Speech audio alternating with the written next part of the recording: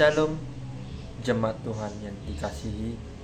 Pemberitaan firman Tuhan kita pada hari ini terambil dari Yeremia 30 ayatnya yang pertama sampai dengan yang ke-9. Yeremia 30 ayat yang pertama sampai dengan yang ke-9. Begini, dengan judul yang saya angkat, tema pada hari ini adalah pemulihan Tuhan akan datang. Pemulihan Tuhan akan datang. Begini firman Tuhan.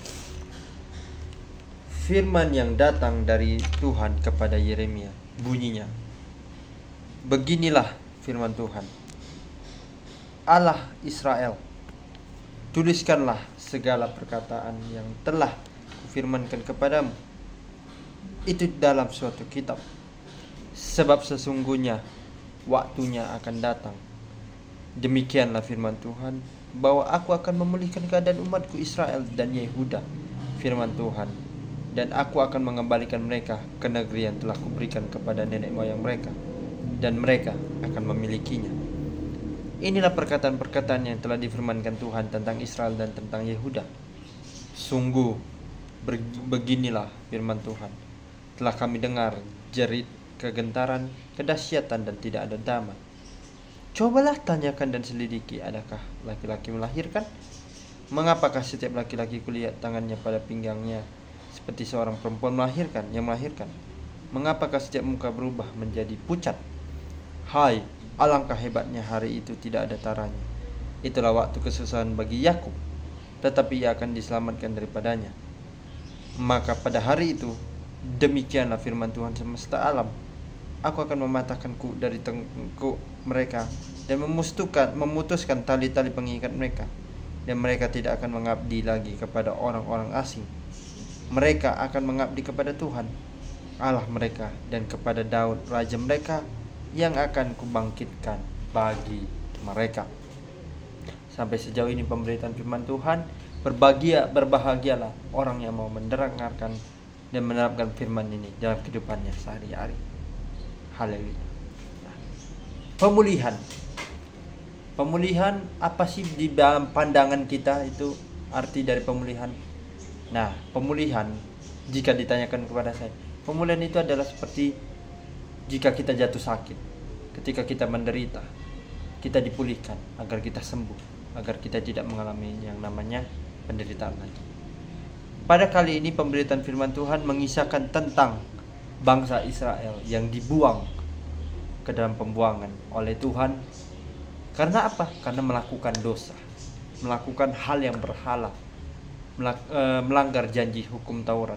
Sehingga pada kitab Yeremia 1 Tuhan memanggil yang namanya Nabi Yeremia.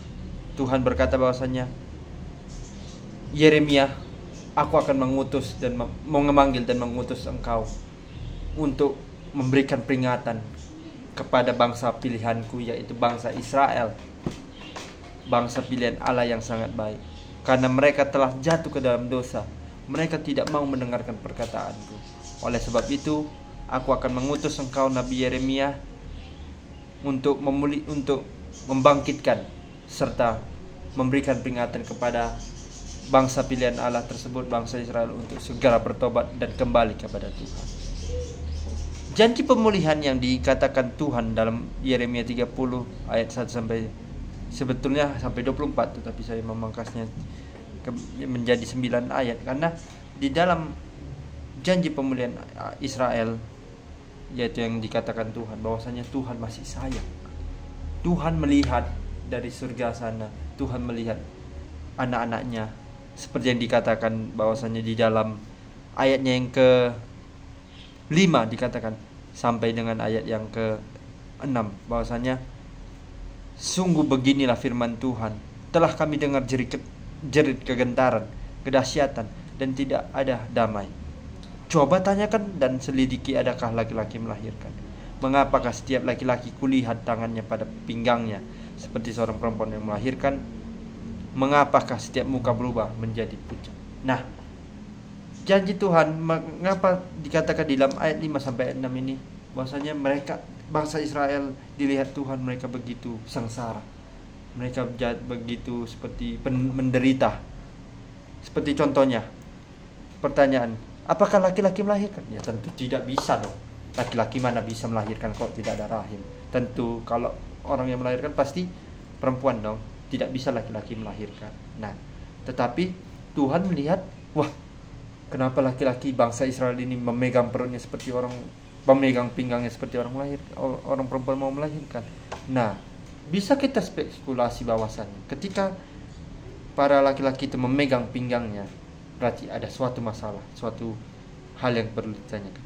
Bisa jadi mereka mengalami penderitaan di dalam perutnya, mereka ada luka di dalam pinggang, mereka ada di sekujur tubuhnya ini ada sakit, ada luka, sehingga mereka memegang pinggangnya seperti selayaknya orang yang perempuan yang mau melahirkan. Karena kan tidak mungkin laki-laki itu melahirkan, karena tidak ada rahim. Nah, dan muka mereka itu pucat. Kenapa pucat? Karena mereka merasa seperti kayak tertindas, kayak mereka seperti kayak diperbudaki oleh orang-orang di sana, orang-orang asing yang di sana. Makanya mereka pucat, seperti kayak mereka mukanya itu kelelahan, merasa menderita. Oleh sebab itu, Tuhan sangat yang kita kenal itu merasa bahwasanya, wah, anak-anakku, umat Israel ini merasa seperti menderita. Aku akan berjanji memulihkan mereka. Aku akan berjanji mereka tidak akan menderita lagi. Mereka tidak akan kesusahan lagi. Mereka tidak akan yang mengalami namanya adalah sakit menderita dalam tubuh mereka. Jika ditanyakan jika dilihat dalam kondisi kita, pemulihan ketika kita mengalami sakit, misalnya mengalami sakit yang luar biasa, yaitu bisa kita bilang sakit jantung. Dokter memvonis bahwasannya umur kita tidak lama lagi untuk bertahan hidup di dunia ini. Apa tanggapan dari orang tua atau orang terdekat kita? Pasti takut, sedih, kehilangan akan orang yang benar-benar tulus, benar-benar yang baik kepada banyak orang. Tetapi juga Tuhan melihat, wah, dia ini sangat sakit sekali. Dia mengalami penyakit yang sangat luar biasa. Dia divonis sebentar lagi, karena beberapa bulan ke depan dia akan, 1 bulan lagi akan mengalami yang namanya umurnya tidak lama lagi. Tuhan di sini melihat bahwasanya, wah, seperti yang dikatakannya tadi, Tuhan langsung menolong. Tapi ingat bahwa pemulihan yang baik pasti Tuhan akan tolong. Sakit yang luar biasa ketika kita sebelum sakit, jatuh sakit, Tuhan melihat kebaikan kita, Tuhan melihat apa yang telah kita perbuat baik kepadanya, sehingga kita pada hari ini, pada saat itu juga jatuh sakit, dan juga yang namanya sakit itu tidak bisa disembuhkan. Tuhan melihat dari atas, wah, dia sungguh-sungguh memuliakan namaku. Ketika dia sebelum jatuh sakit, dia memuliakan namaku, mau rela demi berkorban demi orang lain dan sebagainya. Oleh sebab itu, tangan Tuhan menyertainya dan kesembuhan pun terjadi padanya. Nah, ketika dia sudah sembuh, dia tidak bisa berkata-kata. Orang tersebut, orang tuanya kaget lah. Dokter melihat, ketika dokter melihat lagi kesehatannya, sungguh luar biasa. Dia yang dinyatakan tadi sebelumnya divonis 1 bulan lagi akan meninggal dunia, tetapi ada kuasa Tuhan melalui mujizat Tuhan. Dokter itu kaget, wah, tidak ada lagi penyakit ada di dalam tubuh orang ini. Dia sudah tumbuh total. Dan dokter itu menyampaikan kabar baik itu kepada orang yang terdekatnya, orang yang merawatnya juga. Apakah dalam hal kita ini pasti kaget dong? Ketika kita tadi di awalnya sakit, divonis 1 bulan lagi akan meninggal. Itu rupanya setelah diperiksa lagi oleh dokter, rupanya kita mengalami yang namanya pemulihan. Nah, itulah pelajaran penting untuk kita yang mengalami yang namanya sakit yang luar biasa. Pasti akan ada pemulihan datang daripada Tuhan. Tuhan tidak pernah melanggar janjinya. Tuhan tidak pernah mengingkari janjinya. Buktinya apa? Seperti dalam bangsa Israel ini, Tuhan mau bangsanya, pilihannya ini ingin keluar dari yang namanya penderitaan, keluar dari yang namanya sakit menderita. Tuhan mau membebaskan Tuhan mau umat Israel kembali lagi kepada Tuhan, agar senantiasa hidup lagi kepada Tuhan. Tuhan tidak mau ada yang namanya kesusahan. Tuhan tidak mau ada yang namanya manusia atau orang yang Dia kasihi itu ada menderita. Dia mau kita itu hidup di dalam Tuhan. Pemulihan yang datang daripada Tuhan itu mendatangkan kebaikan kepada kita. Tidak ada sakit penyakit, tidak ada kesusahan, tidak ada penderitaan. Tuhan mau kita mau sehat. Kita mau tubuh kita ini hidup dari yang namanya penderitaan. Oleh sebab itu, seperti juga contoh dalam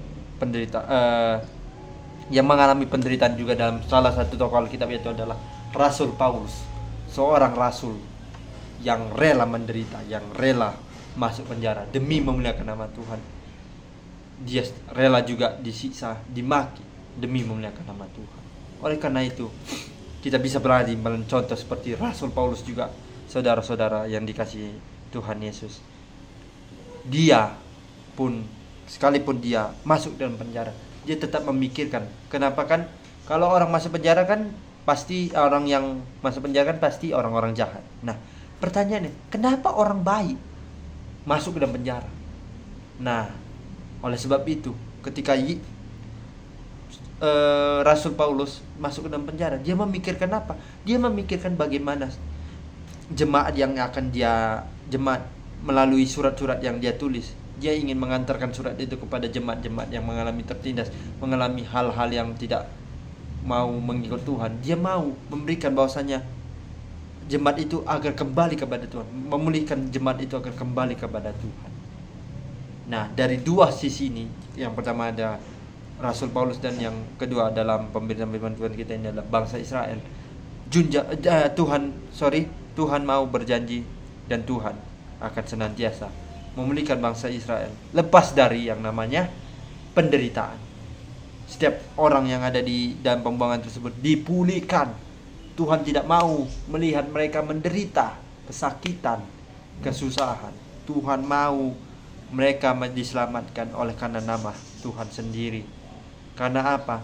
Bangsa Israel, bangsa pilihan Tuhan, adalah bangsa yang dulunya yang Tuhan dulunya selamatkan mereka dari yang namanya juga penjajahan di bangsa Firaun, dan mereka dilepaskan dan menuju ke tanah yang dijanjikan Tuhan. Tetapi mereka kembali lagi kepada yang namanya dosa. Tuhan tidak gentar, Tuhan tidak marah, tetapi Tuhan mau mereka bertobat. Tuhan mau mereka cepat pulih. Oleh sebab itu, kenapa Tuhan membuang mereka ke dalam pembuangan? Karena mereka dulunya setelah mereka sampai di tanah kelahiran itu, mereka membuat dosa lagi. Mereka melakukan kesalahan lagi pada Tuhan. Dan oleh sebab itu, Tuhan melihat jauh dari sana kepada bangsa Israel. Mereka mengalami yang penderitaan. Mereka sakit dan mereka mengalami kesusahan. Oleh sebab itulah Tuhan menjanjikan pemulihan agar bangsa Israel kembali kepadanya dan tidak lagi melakukan dosa. Begitu juga hidup kita. Untuk mengakhiri pemberitaan firman Tuhan ini, saya mengajak bahwasanya Tuhan akan senantiasa memberkati kita. Segala penyakit, segala penderitaan yang ada dalam diri kita bisa Tuhan sempurnakan, bisa Tuhan pulihkan. Oleh sebab itu, marilah dekatkan diri lagi kembali kepada Tuhan, dan Tuhan akan berjanji bahwasanya kita akan dipulihkan dan diselamatkan oleh nama Tuhan sendiri. Amin. Shalom. Tuhan Yesus memberkati.